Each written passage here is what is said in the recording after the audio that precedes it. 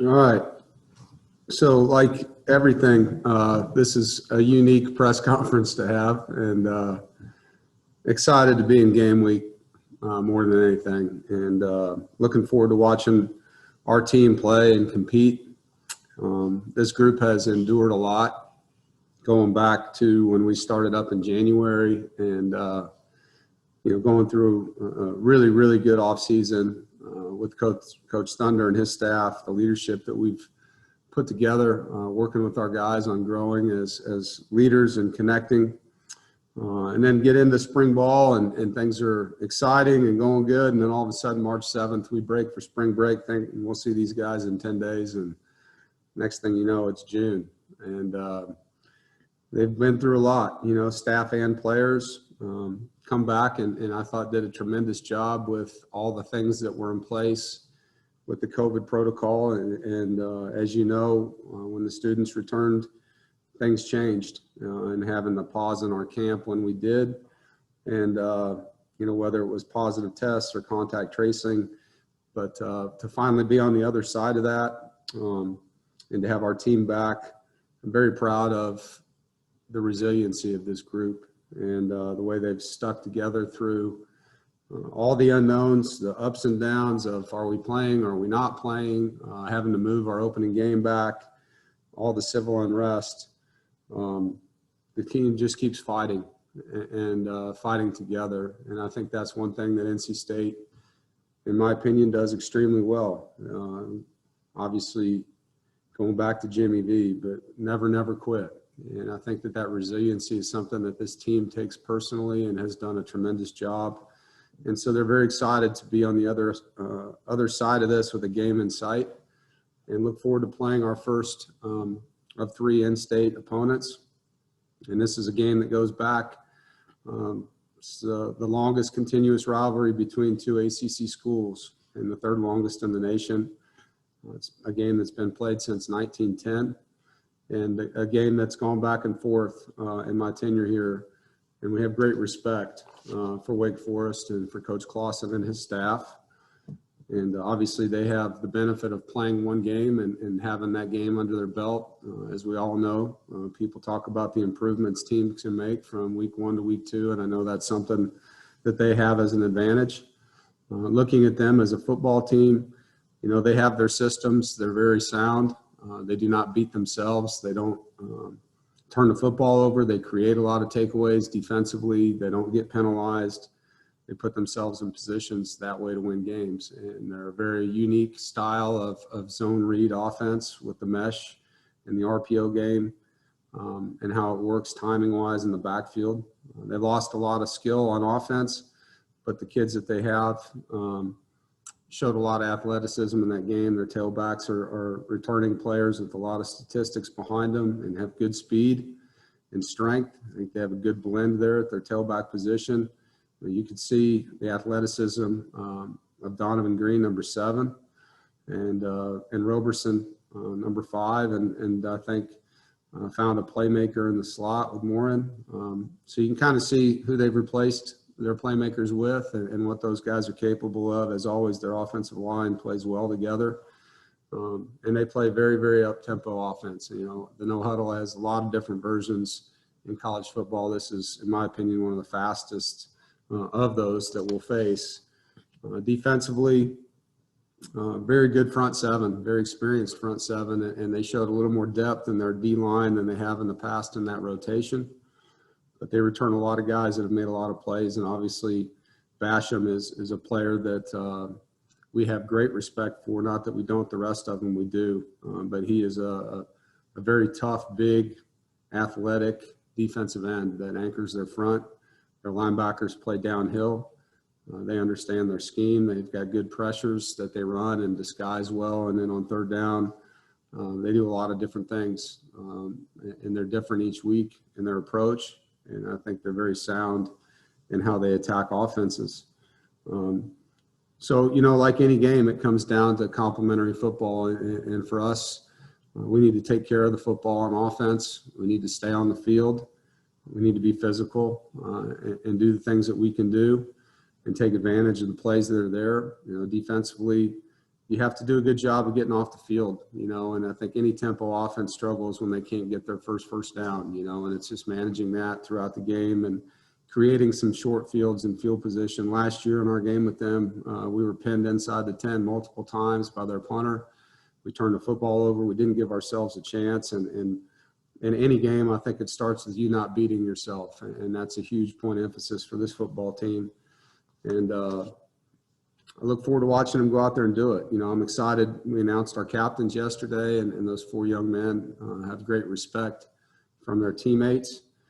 And a lot of hard work is going into them, earning that responsibility. And I know they're excited about what comes with it. And obviously you also saw Isaiah Moore was put into the number 1 jersey yesterday, and super excited for him. He's earned that. He represents our football team as a person, as a student, as an athlete. And what he's doing right now in our community as well is just a standout individual that's been through a lot, that has earned a lot of respect, not just on our football team, but on our campus. And so with that, game 1 to me, it's about getting out with these guys and letting them play and have a good time doing it, be physical and executing at a high level and playing complementary football. We have a very good specialist group that has to be a big part of this game for us, and special teams play a huge role. And as we've seen watching college football here, there's been some very sloppy games. There's been some very clean games. And obviously we want to be one of those teams that goes out and executes. And it's going to be fun to see these guys this week in practice. This will be probably the biggest group we've had back. We're about 95% of as far as having all of our guys back now. Some of them are still out from injury, but most of our roster is able to practice and compete right now. And so for us as coaches, it'll be fun to have those guys all out on the field together again. With that, I'll open it up. All right, Jonas Pope, you want to start us off? Hey, Coach, thanks for your time. You guys make it a game week, but unfortunately you start with some bad news announcing this morning that Lewis won't be playing with you guys. Was that a continuing from last year's injury or something that happened at camp, or was it COVID related? Could you give us what happened and why he's sitting out this year? Yeah, it's not COVID related. It's just a continuation of what he's been dealing with. And so for Lewis, the best thing for him was to become a coach. He's excited about that.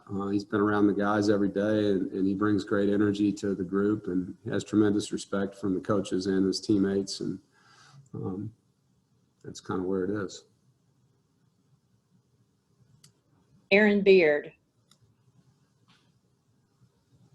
Hey, Dave, I was curious. I'm sure you've been watching games and observing what's gone on from afar. Have you been in contact with some of your friends in coaching to kind of say, hey, what's it been like with everything going in, what to watch for, what the little headaches you're going to have to deal with maybe compared to a normal time?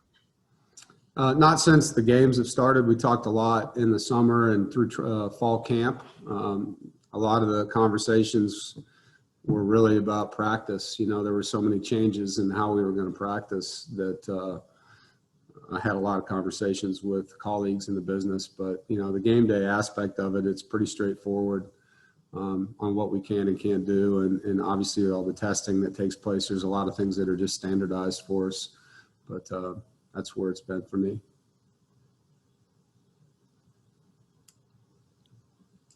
Joe Giglio, what you got? Hey, Dave, you mentioned the resiliency of this group. What's realistic to expect from Tim and the offense given all of the off-season obstacles? Yeah, I think it comes down to you're not going to see the whole playbook, obviously. I think as we got into training camp, we were able to install a lot. Those 2 weeks where they kind of backed everybody down in the summer, where we had like the 20-hour rule, we were allowed to do a lot of walkthroughs. And so he was able to get a lot of things coached in that situation. And we were starting to install quite a bit. And once we hit the slowdown and lost a lot of guys during that 8-day window, it was really a time where he settled in on what do we need to have, at the beginning of the year, and really repping those things as guys came back. So I think you're going to see the offense grow as the season goes. It's not going to be a deal where in game one, everything that he has, he can do. And I think part of that will be his personnel as he goes forward too, just seeing how guys respond on game day you think you know who your guys are going into the first game, but as we all know, some guys all of a sudden will emerge on game day as a playmaker, and that will change some of the things that you do. But it will be different than, the whole thing's different, really, how he calls it and the different things he can do within the system. So you'll see some formation similarities, but the system itself will be a lot different. Andrew Schnicker. You talked about Isaiah Moore getting the number one and what that means. And obviously with the leadership responsibilities that come along with that, does having that player take on an added importance this year with everything in terms of keeping the guys accountable for their behavior off the field and everything else? I think that depends on the individual. I think that's part of who Isaiah is, Andrew. I think that's something that he'll take on his plate because he likes that responsibility of holding people accountable. I think he looks at himself not only as somebody that leads by how he plays and how he acts, but he really does have a voice with this team and has no problem speaking from the heart about things. And so I do expect him to take on a bigger leadership role, not because of the jersey number. I think that just validates it because of who he is. If he was wearing 41, he wouldn't be any different as far as how he leads this football team. Brett Friedlander, what you got?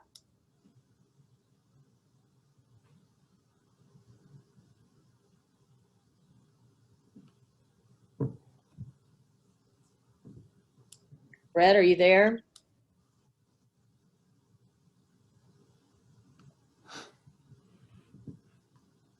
All right, let's move on to Mike Topher. Good afternoon, Coach. You referenced last year's game in Winston-Salem, and during that span, you guys obviously had a ton of guys playing that might not normally play due to injury and other things. How much of a difference does that make game planning and going into game week and playing Saturday, having a lot of those guys who have already experienced Wake Forest and what they're about? Well, it's hard to put experience into a player. You can't do that. And so, last year we were forced to play a lot of freshmen due to those injuries. And so those freshmen now have that in their background to draw from, and that's valuable for them, having played not just Wake Forest, but played in games. We were playing guys out of position in that game last year. We had safeties and nickels playing corner against them. So we don't have to do that now, which is obviously a huge benefit. You can play guys in the position they were recruited to play, that they have the best skill set to play in. And so it's nice to have that. The biggest thing for us in this game in particular, and you saw it in a lot of the openers, there's going to be a lot of rotation. There's starters, but there's going to be guys that play as much as the starters because of the first game, the tempo, all the things that go with it, and the time lost. There's players that were out not only for an 8-day pause, but they were out for contact tracing for an additional 14 days. And that's going to set them back where we can't expect them to play 80 plays, so we have those things going on within the roster and the depth charts where the depth is going to be definitely something that we have to be able to take advantage of in the rotation, and the depth has to perform well. Coach Brett's having some mic issues, but he asked me to ask the question. He said, you mentioned the advantage of having played a game already, but is there an advantage to being able to scout Wake from the game it has already played, as well as the unknown of them not having tape to watch of you? Yeah, I think there is. I do think from a playing standpoint, getting on the field with your team and seeing them play a game is a huge advantage for your own well-being as a coach.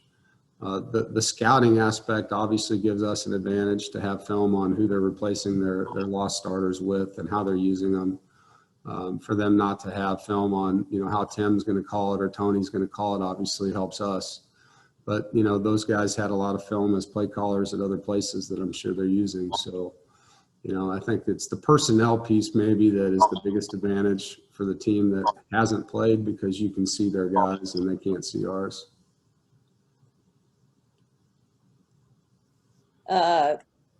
Gary Hahn, you have a question, and then a reminder, Gary, to mute yourself afterwards because you've been popping up. Oh, I'm sorry. I've been trying to be very, very quiet. Dave, on your depth chart, you got a position F with Dylan Parham and Dylan Ottenreith there. Is that kind of a hybrid H-back type position? Could you describe that and how it fits in the offense? Yeah, it is. You know, our Y is more of our inline player, and our F is going to align in a lot of places, you know. And so our tight ends have a lot of different assignments and alignments within the system. And so that's just a way to categorize them that way.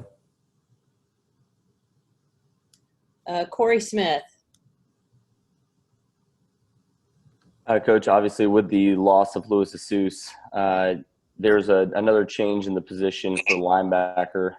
We saw with the release coming out that now Peyton Wilson being listed as the weak side linebacker, but also the Sam linebacker being added as opposed to the Buck linebacker. What was the idea for the change there, and what do you expect from Drake Thomas and Vi Jones going into the season with that new position there? Sam, Mike, and Will is just how Tony's always done it with his system. So that was regardless of Lewis being here. That's how that would have been. With regard to the lineup, you know, Tony is cross-trained. I've talked about that a lot through fall camp. These guys and with Drake being able to play multiple spots and Levi and the rotation that we're going to need because, you know, again, Peyton, Isaiah, Jalen Scott, you know, we expect to play a lot of these kids at linebacker, and there will be a rotation where you see multiple guys in and out so that we can play fast. And we have to be able to match their tempo and also have fresh bodies to do so. And so there will be a lot of rotation at that spot. And we look at where you see or positions guys that, you know, in our opinion, have earned the right to be out there as starters, whether they're out there the first play or not, they're going to play a lot of reps. Thank you. Yep. Joe Giglio. I got two for you, Dave. You moved Icky to guard. Is that just to get your 5 best blockers on the field at the same time? Or do you think that's his position? Exactly. Well, Icky was a guard in high school, so it's a position he's played. And for us to be able to get our top 5 out there, we felt that having Tyrone and Icky on the left allowed us to do that. You know, you see Witt and Joe on the right, and then Grant at center. And then behind those guys, we've got some depth, you know, where we can rotate on the O-line. Icky can always bounce back out to left tackle, you know, if Tyrone gets tired. Tim McKay's had a great camp for us too, and he's a guy that we expect to see in the game. So there's some rotation that'll happen again throughout the game, but that was our way to get what we felt like was our most experienced 5 offensive linemen out there. And then normally you play Wake late in the season. What do you think will be different, maybe mentally, about opening the season with Wake? Yeah, I mean, where we play them is really up to the ACC. The only game that really has been our last game for recent years is UNC. So I think the mindset of opening with a conference game is no different than opening with a Power 5 non-conference game. You know, I think the antennas go up. It counts for more in the guys' opinions and obviously for a league statistics. And so you're going to have that urgency in training camp, that urgency in your conversations you're having about who we're up against. And it's a lot different than opening up with a non-Power 5 team when it comes to the urgency you feel from the players and the staff. All right, I don't see any hands raised. Does anybody have anything else? All right, I see we got some newbies on here that don't know how to use the little hand raise icon. So Tim Peeler, what you got? Coach, obviously nothing's been normal for the last 6 months, but how much does getting ready to start this weekend help return some normalcy to the university campus, to the Raleigh community, all of those different things? And what impact does that have on your guys?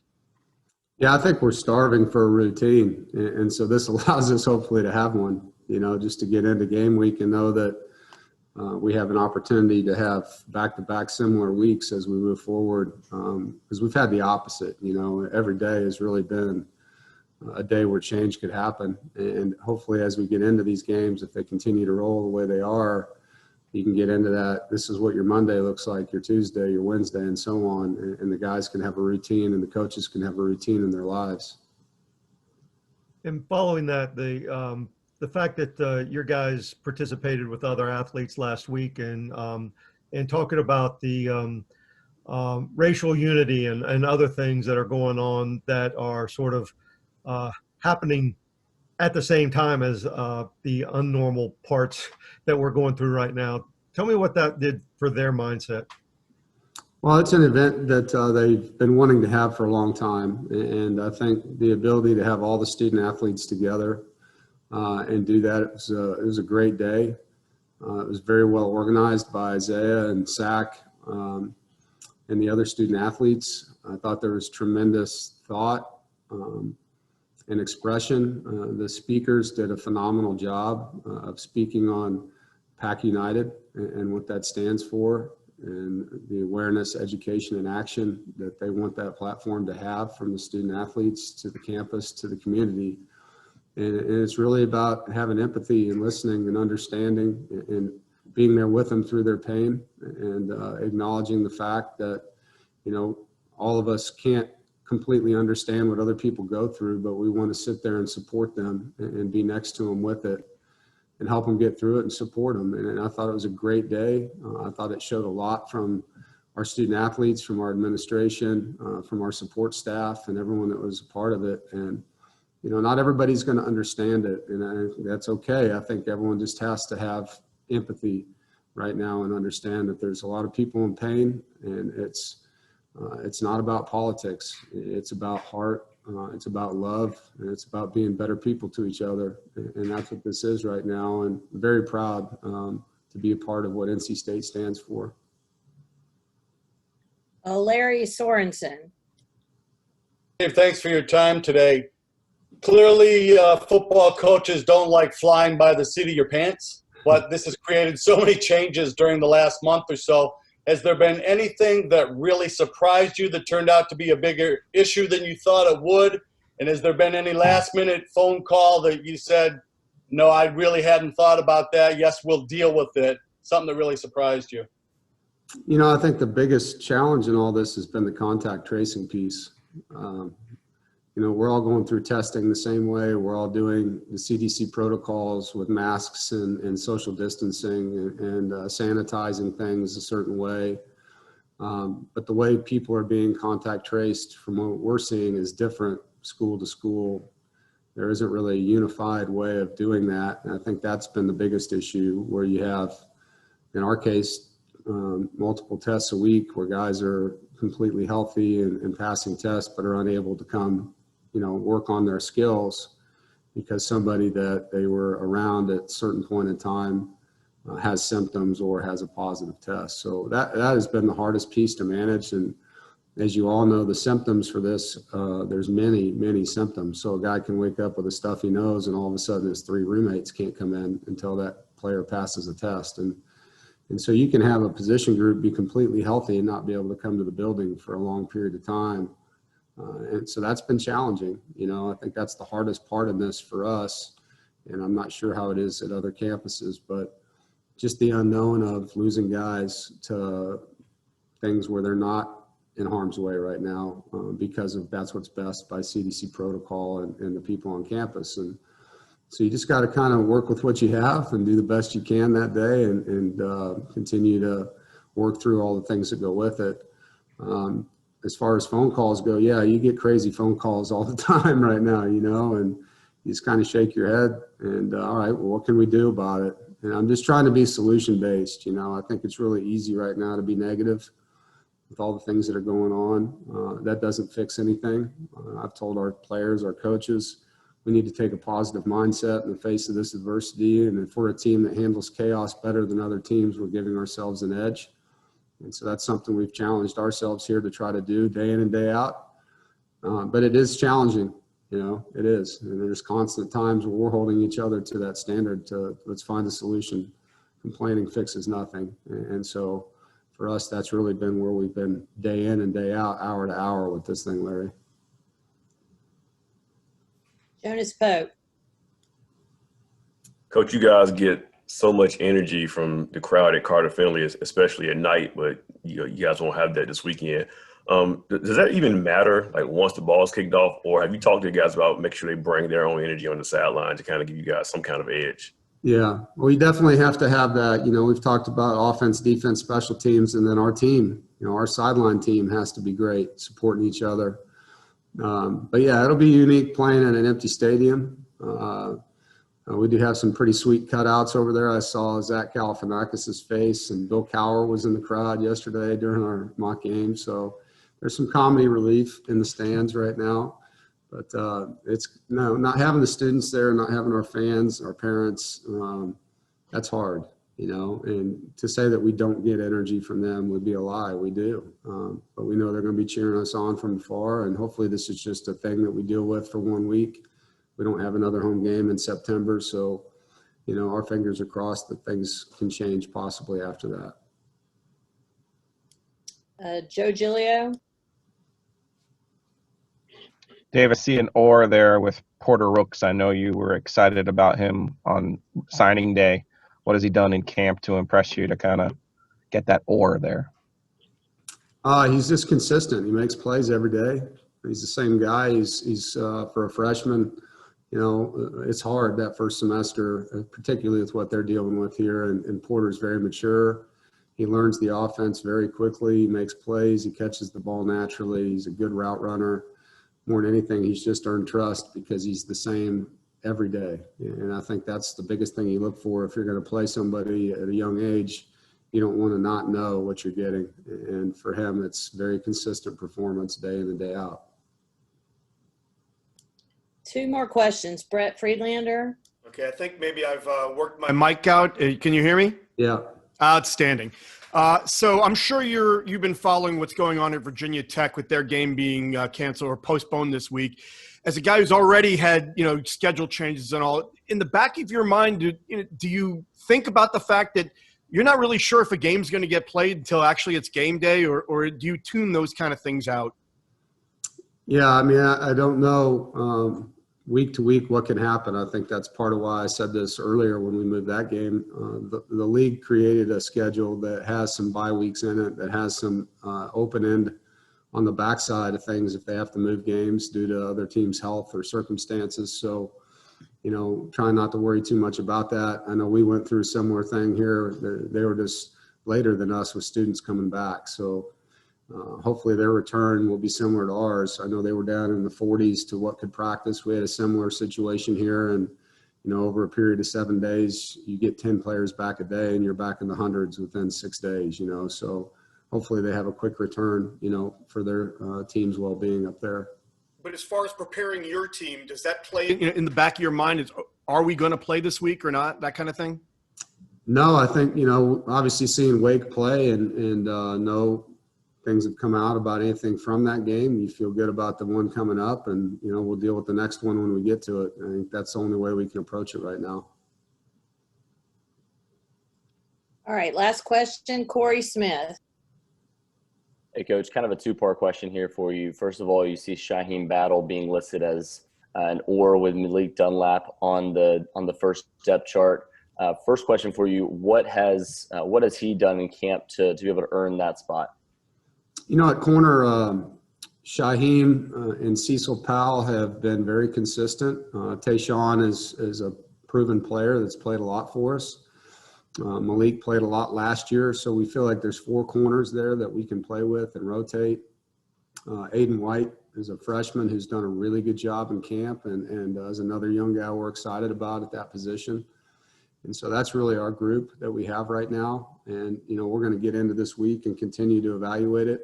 I think what the OR tells you is there's 3 guys that right now we look at, or 4 guys that we look at as guys that could be in the game at any point in time. And my second part to that question, is there any update on Chris Ingram? Because obviously we didn't see him listed on the depth chart. Yeah, so Chris is still not ready to go. And so it's just kind of week to week with Chris. And, obviously with the NCAA allowing this really to be a 0 year from an eligibility standpoint, we're just going to have to see how long it takes for Chris to get back. We certainly want him to be healthy and feel good about being out there. And until he feels that way, he won't play. Thank you. Yep. All right. Thanks, everybody. Thanks, Coach. All right. Thanks, Coach. Y'all Thanks, have a good Email. day. Appreciate it. Thank you. Yeah, have a good one.